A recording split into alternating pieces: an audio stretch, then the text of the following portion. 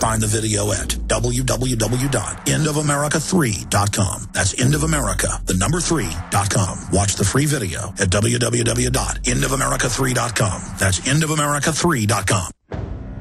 Hi, folks. This is Alex Jones. I'm looking for people that have the wisdom to spot savings, opportunity, and recognize risk. Saving means to make money. The Cal-Ben Pure Soap Company can save you thousands of dollars and give you good old-fashioned real soaps that are triple concentrated and twice as good as what you're using now.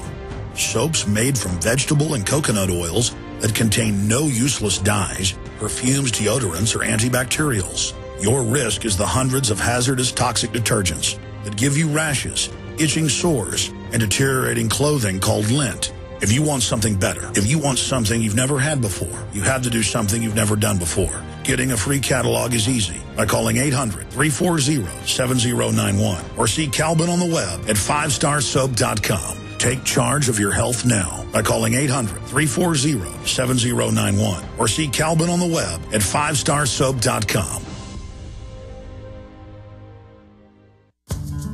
You've heard Alex explain how the Silver Lungs generator infuses the respiratory system with your self-produced colloidal silver solutions, yet many are unaware of the entire function of the Silver Lungs system and how it has been designed to deliver your silver solutions anywhere in or on the body. My name is Mario Cifaldi, and I'm the developer of the Silver Lungs generator. Not only does the Silver Lungs system produce endless colloidal and ionic silver solutions, it also comes equipped with the proper applicators and devices needed to deliver your silver solutions directly to key target areas. This includes the eyes, ears, nose, lungs, topically to the skin, and orally for the digestive system. Be sure to watch our new 7-minute video tour of the Silver Lungs system at www.silverlungs.com to learn more about how the Silver Lungs system works. As well, we are always ready to answer any questions you may have. That's www.silverlungs.com.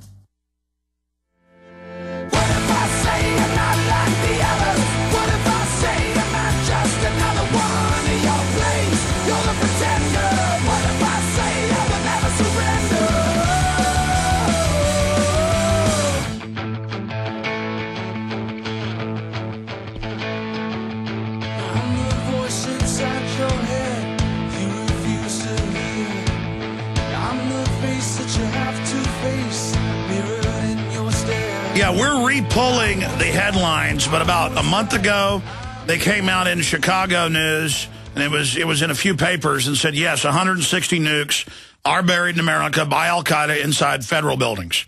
Now, if you believe that, it's like saying 160 Easter bunnies with leprechauns are buried in every federal building. Just totally ridiculous. And then I saw new reports out today that Khalid Sheikh Mohammed, this is a guy who's been in custody now almost 9 years, He's confessed to everything. He's confessed to bombing buildings that weren't built, or planning to bomb buildings that weren't built till after he was in custody. He might as well, again, confess to blowing up the battleship Maine in Havana Harbor in 1898. I mean, he might as well confess to, you know, making people fall from banana peels 10,000 years ago. I mean, it's just asinine. And he says there's nukes buried in Europe and the U.S., and they're going to be detonated now because Bin Laden was killed. He said, if you kill Bin Laden, nukes will detonate. And you've got the world crisis. You've got the global military being positioned in the Middle East. You've got the dollar plunging. You've got Obama plunging in his approval rating. And was this Obama's re-election campaign? You know, the $1 billion he needed, the support he needed to look like our hero, and then Bin Laden comes to the rescue. The boogeyman comes to the rescue. Every time Bush would talk about the terror threat, but a new Bin Laden tape would come out. And they'd have linguists listen to it and say, that's not even somebody from Saudi Arabia.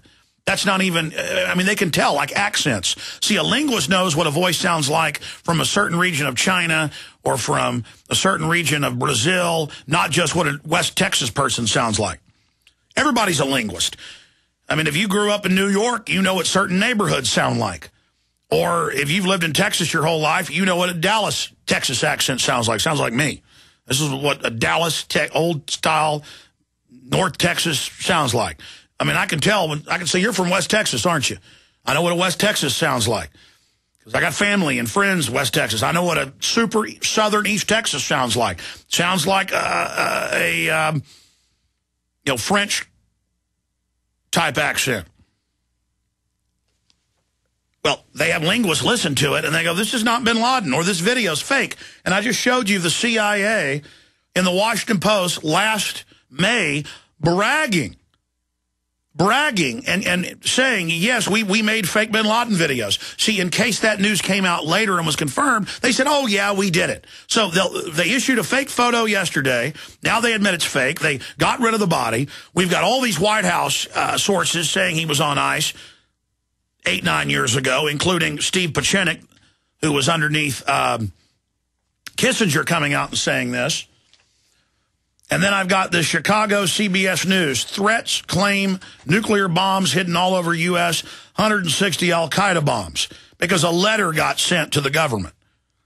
And they run with it like it's real. I mean, I made the joke. We could get somebody up here with an Arab dialect to claim they're Bin Laden. I could have a guy come in here with a fake beard, maybe even a Santa Claus outfit. Just paint the Santa Claus beard black and say, well, Bin Laden, you're still alive. And then the media might run with it because they're so primed. We always hear, on a message board, Bin Laden said he would do this later. It's not confirmed it was Bin Laden, but they run with it. That's how you can always tell propaganda. We're going to Wayne Madsen here in just a moment, but I wanted to finish up with Chris. Then we'll go to Robert and Rusty after we talk to Wayne for about 10 minutes.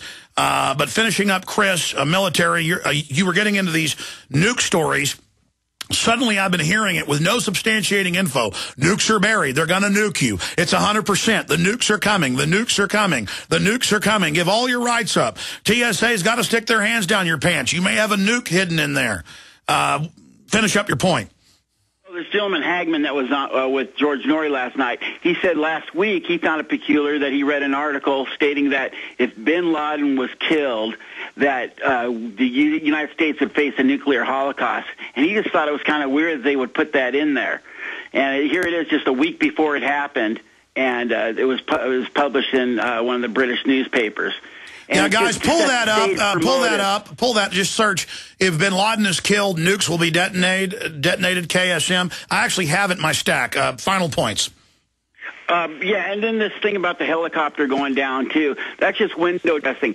You know, today the military aircraft, I used to fly C-130s, and the military aircraft is so dependable now that they just don't go down for military aborts, you know, for mission aborts, because especially those aircraft, if they were used, they were thoroughly gone over. They just don't go down for some. That's just something to say that we even lost a helicopter during the mission.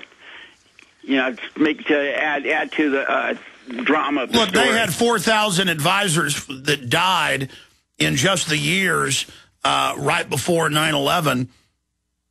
Excuse me, I'm trying to read articles and talk to you and remember. They had 4,000 people die from 60 to 64 before they even, you know, declared somewhat of an official war after the staged Gulf of Tonkin. They could keep 4,000 dead secret. They could keep the Manhattan Project secret with hundreds of thousands involved. Of course they're lying. I appreciate your call. Folks go, well, how are they going to get the military to lie? That's how this works. Or they're compartmentalized on need to know. Now, guys, it was actually on Drudge this morning. Yeah, there it is. Daily news there, but I also have the London Telegraph. I'm kind of all over the map. This is information overload, folks. WikiLeaks. Nuke hellstorm if Osama is caught or killed. And notice that conveniently came out last week, 6 days ago. Conveniently came out on the 25th. Al-Qaeda terrorists have threatened to unleash a nuclear hellstorm on the West if their leader and the world's most wanted terrorist, Osama Bin Laden, is nabbed. A senior Al-Qaeda, it just came out last week, the head of Al-Qaeda in Pakistan was MI6, Sky News, AP. Oh, but just ignore that. A senior Al-Qaeda commander has claimed that the terror group has stashed away a nuclear bomb in Europe, which will be detonated if Bin Laden ever is caught or assassinated, according to new top-secret files made public by Internet whistleblower WikiLeaks. Again, backing up the official story. Let's go to former anti-submarine warfare expert, former NSA officer, also worked at the Naval Data Command, a syndicated journalist, in studio with us last Wednesday. Wayne Madsen back in D.C. as he prepares to go on his foreign sojourn. And Wayne, hearing all of this, the fake photo they put out last night, now admitting fake today, the fact that, I mean, there's the whole thing that they're not showing the body. Wayne Madsen, what's your take on this? What are you getting from your D.C. sources? Well, I got to say, there's more what's going to be on the track at Churchill Downs next Saturday during the Kentucky Derby. There's more of that coming out here in Washington than I've ever seen.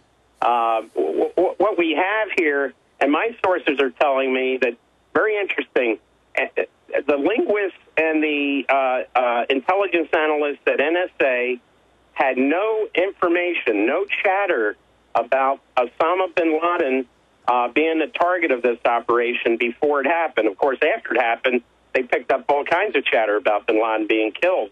But these would be the direct support people to provide the intelligence that Navy SEAL team that went in there and supposedly got this guy. It looks like this thing has been spun from whole cloth. This Abbottabad is the location of Pakistan's version of the West Point.